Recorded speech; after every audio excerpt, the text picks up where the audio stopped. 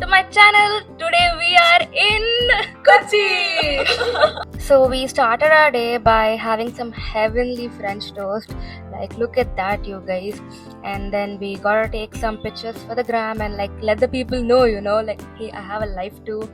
And then we hopped onto the water metro, which was honestly so cool and so fun. And we landed straight in Fort Kochi for the Kochi Biennale.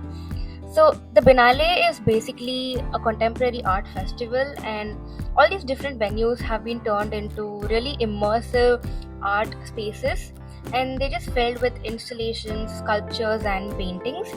The first venue we visited was the Aspinwall House. Some of these exhibits were created as an ode to the laborers and migrant workers for all their contributions. And some other exhibits were also really heavy in political themes, ranging from Kashmir to Palestine to Bangladesh. Now, I do admit I don't know much about art in general, but this just made me want to like learn more, and explore different types of self-expression. And it was such a fun new experience for me. And it was also a really good reminder that we humans, we were born to create, live, breathe, and consume art. And in this world filled with AI takeover, right? We don't know what is real, what is not. It's just a good reminder to know that this is what we are capable of, and we can't let AI take the arts. We belong to the arts, right? And then a quick pit stop to refuel ourselves with some amazing biryani, and I had avocado shake for the first time, and yeah, you can see that I'm clearly enjoying it. And then we were off to the next venue, Pepper House. Okay, this corridor was low-key kind of creepy, and yeah, so over here in this venue, like all of these paintings, they were all based on unity, harmony, world peace, something that is really needed right now. And okay, this typewriter was also very creepy. Why is it typing on its own, Again, more beautiful art, and nothing like a good old cold brew, am I right? Psychotic, who eats an orange dipped in coffee? And yeah, this was the next venue, and this was a student created venue, and these paintings are so beautiful. I think this was one of my favorite venues, and oh my god, this was my favorite piece of all time. And all the themes are so beautiful, they were like represented so beautifully, and the vision, my goodness. And then yeah, we were just roaming around the streets of Fort Kochi, got some souvenirs, scribbled on walls we are not supposed to write on, had this like pickled vegetable thing with chili powder. It was so good, like so good. And then we gotta have the coconuts, and just like that, day one came to an end. Okay, hey guys, it is day 2 in Kochi, and I'm gonna try like experimenting with putting it over my head, calling in my reinforcements. Okay, I love how it turned out. Day 2 started off strong. We inhaled some appams and idiyappams and finished it with some really good coffee, and we were back on the water metro. There's just something so calming about watching the ocean. Like, it's so mighty and majestic, but it still has these really soft, gentle ripples, and it just gives you so much peace. And we landed straight in Matancherry for the next set of Biennale venues. So all of these exhibits, they were about growing up in poverty, and they were based on the real life childhood experiences of all the artists involved.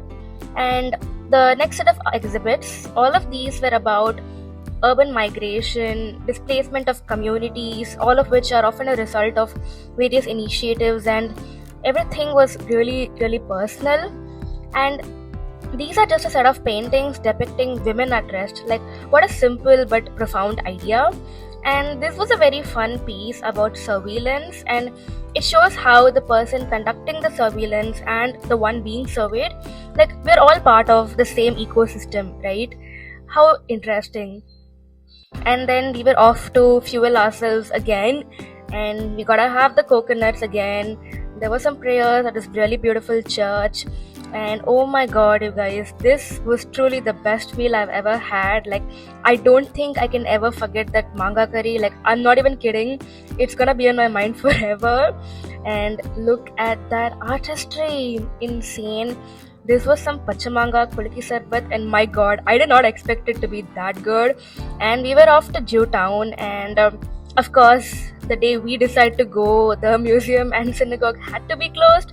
Like, we really are God's favorite children, and we just decided to roam around, and we found this really cute museum slash shop type thing, and it was so pretty. And you can see, like, we were just having our main character moments, and it was a really pretty place with a lot of beautiful art, and it was so nice to see everything together. And my god, isn't Kochi so humid? Like, I feel like my body is just lemon soda at this point. And yeah, it's always a good time to have some cake, am I right? Just look at that. And it was time to say goodbye to Fort Kochi, and we decided to take the ferry to go back to the mainland. And come on, you cannot tell me like that does not look peaceful. Like, oh my god, what do you mean that's a house? Like, what do you mean you live there? Insane. And if you can't tell already, like, I truly love the ocean, and you can just see, I feel I was so at peace, and I felt right at home next to the ocean. And yeah, and just like that, day 2 ended. Day 3 started off with a very holy pilgrimage to the one and only, and then we were off to catch the sunset, and we were just walking across these beautiful roads trying to catch the sun. And we found this really secluded, cute spot, but sadly the sun was too shy, and we were off to our next adventure. We hopped onto an auto and landed straight in Kumbalangi, and we were just walking around trying to figure out where we can catch the bioluminescence. And what a pretty place. Like, there was just water all around the roads, and it was just so beautiful. Like, I can't even explain how beautiful it was. And yeah, a very quick pit stop for some cotton chaya and a much needed fuel, and then we hopped onto this really vibey bus past this really pretty church and walked across these really dark lanes. And then, you guys, magical. It was one of those moments where nothing in the world even matters, and time just stops, and you just think, like, what a beautiful world we live in, right? Like, nothing can capture how beautiful it was. And what a magical end to day 3. It was day 4 and the final day here, and we started it by gulping down some banger veg meals, and we decided to give Jutan another try, and we made it to the synagogue. And then we went to the beach on this thing called a jungar. Like, I don't know, I think this was so cool. And then we got my girl some manga, and then we were off to catch the sunset once again, but this time at the beach. But as you can see, I don't know what beef the sun has with me, but it was just not showing up. But I mean, it's okay, it's always a good time at a beach, so we are not complaining.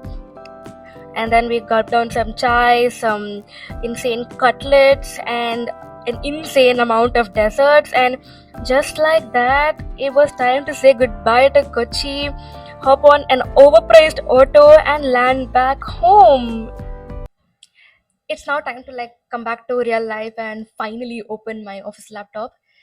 So that was the end of the video, guys. I hope you all liked it. I shall see you soon.